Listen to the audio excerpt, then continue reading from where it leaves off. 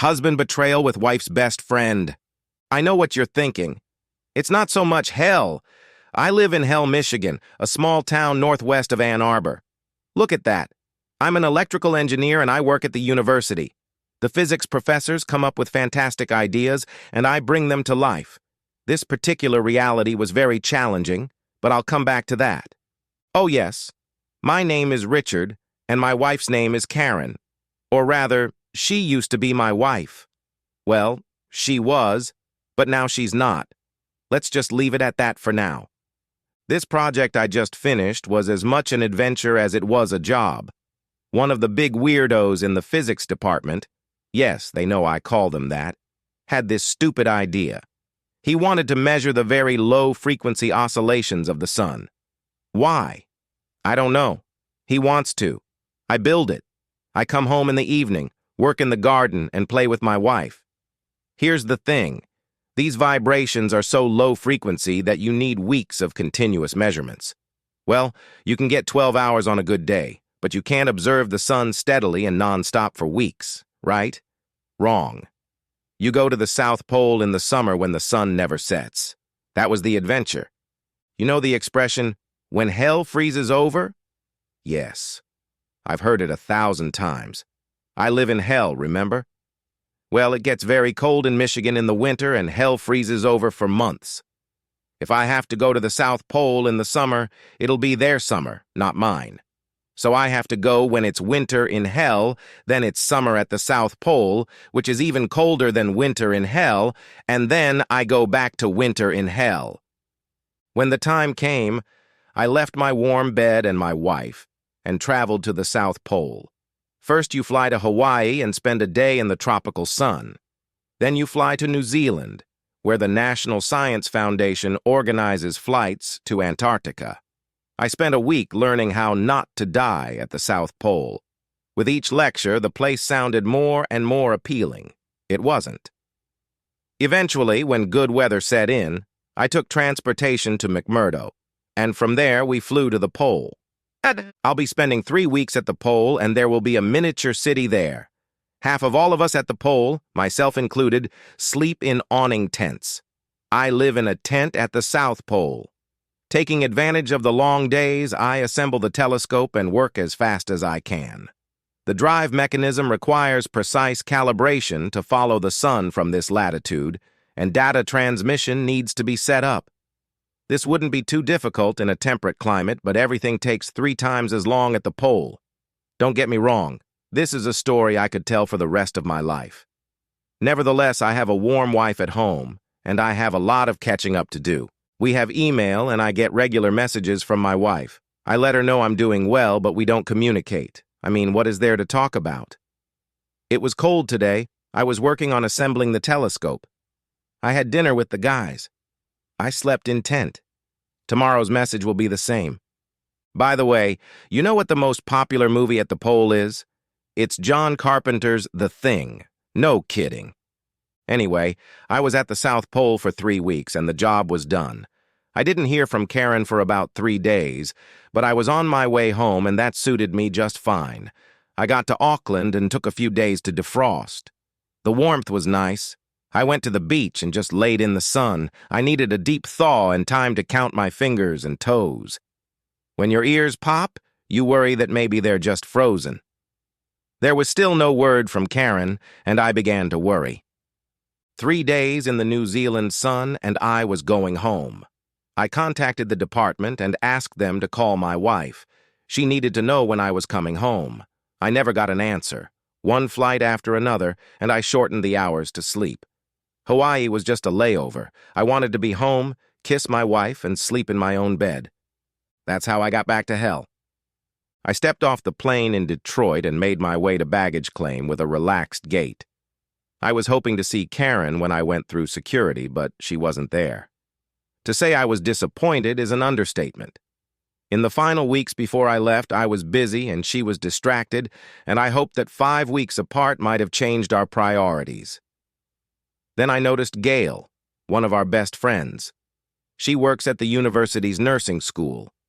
Gail and her husband Jack were like family to us.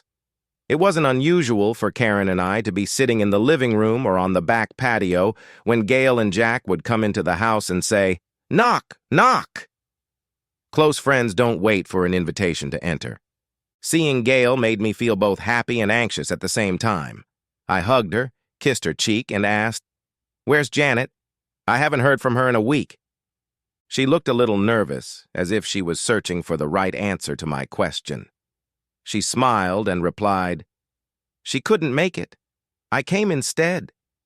She placed her hands on both of my arms. "I'm glad to see you. I'm glad you came back okay." It was an adventure, but not what you expected. It was tiring rather than exciting. And it was cold. It's always cold. Gail chuckled at that remark. "I'm glad you kept your sense of humor." She looked into my eyes for what seemed like a very long time, as if trying to say something. "Let's get your bags." We did, and then sat for a cup of coffee before heading to the car. So what did I miss? Gail just stared at me. She didn't blink, look away, or even close her mouth. There was sadness in her eyes. "Dick, I don't know how to tell you. Those apple trees you planted behind the garage didn't survive. They're gone." "Gone? What do you mean the apple trees are gone? What happened to them?" "They caught fire and burned." "Burned?" "Yes. There was snow on the branches, but the fire was too strong." "What fire? Why was there a fire behind the garage?" "There was no fire behind the garage. The garage caught fire and burned. The fire spread to the apple trees and then to them too." "The garage was on fire? How badly?"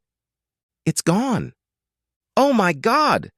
"Your Mustang was in the garage at the time." "My car, is it all right?" "A total loss, I'm afraid. The roof of the garage collapsed on the Mustang and then the fire consumed it." "Oh no! My apple trees, car, and garage are gone?" "I'm afraid that's not all. Fire trucks pulled into your front lawn to put out the fire and destroyed the gardens you've been raising for the past few years." "The gardens are gone too? And how did the garage catch fire?" "The fire spread from the house to the garage." "My house burned?" "Yes, it burned down completely." "My house burned?" "Well, it wasn't so much a fire as an explosion." "My house exploded?" "When the house blew up, whatever was left burned very quickly. Now that I think about it, I think it was probably the explosion that set the garage on fire." "How did the house explode?" "There was a gas leak, and then a spark set everything on fire." "There was a gas leak? What caused it?" "Did Karen do any work on the house?" "Not so much in the house, but in her. More specifically in the bedroom when it happened." I just sat there staring at Gail, afraid to ask the next question. She was shaking. I took her hand to calm her down and waited for her to speak. When she finally spoke, it was slow and measured. "While you were gone, Jack was going to help Karen around the house. It seemed like the whole time you were gone, she had different things that needed to be done. One day she was worrying about the stove, the next day about a clog in the drain. One day the faucet was leaking, the other day the driveway needed sweeping. This day there were a few boxes in the attic that she wanted to bring downstairs. Jack was always going up there to help her. Sometimes I went too, but this day I had to go to the office. I finished early and went over. Shortly after that there was an explosion." "You must have just missed being killed by the explosion. What helped the three of you get out in time?" "I wasn't in any danger. The gas needs time to build up." What did she mean by that? "Takes time." We sat in silence for a while I reflected on the fact that I hadn't heard from Karen in a week. Now I was seriously worried. "Karen and Jack were at the house?" "Oh, yes. They were in the house. Everything's fine." A flash of anger flashed across Gail's face, and I realized she was mentally reliving that day. I walked them into the house like we usually do. I didn't ring the bell or wait at the door. I heard them as soon as I walked into the house. I went into your bedroom, and there they were. My husband and your wife were having sex like two animals. Karen and Jack were cheating on us? I can't believe it. Believe it. After about a minute of just standing there looking at them, I remembered I had my cell phone. I recorded them. I recorded them on video and audio.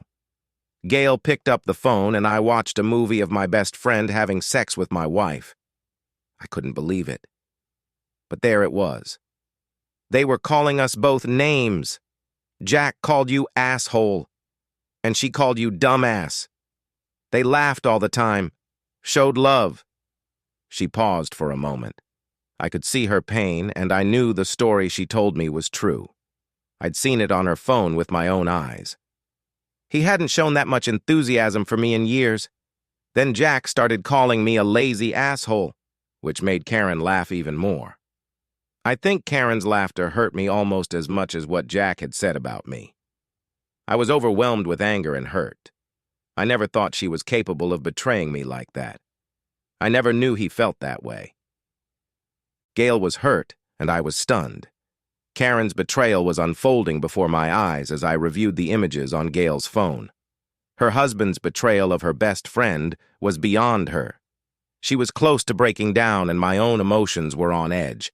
They thought they were so superior to us. They didn't even realize I was there. I turned and started walking back towards the front door.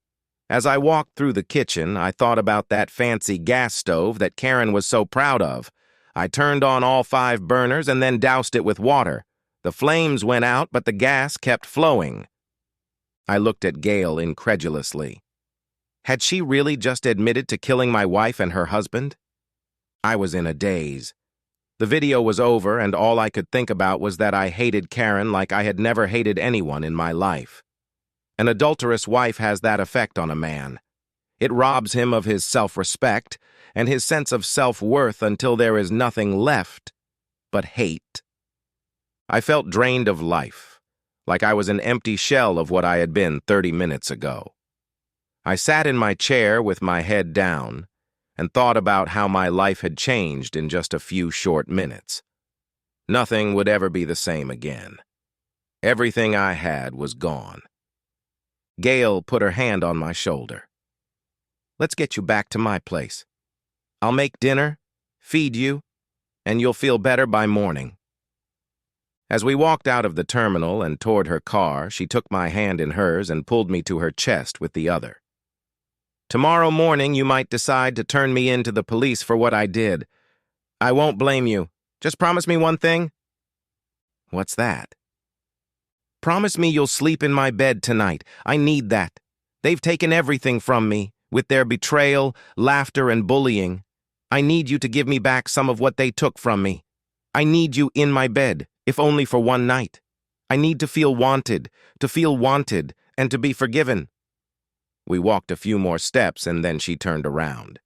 She looked at me with a sad smile and said, I'm not a lazy fool. She was on the verge of tears. Gail, you're the sweetest woman I've ever known, and one of the most attractive. Karen and Jack were cheaters. Their opinions don't matter. We continued walking to the car, and I began to think that I didn't blame her one bit for setting off the explosion. I lost a cheating wife and a friend who betrayed me. Is that so bad? Insurance will replace everything else. I could have bought a new car, but I knew I'd miss those apple trees. The end. Subscribe to my channel. Thank you.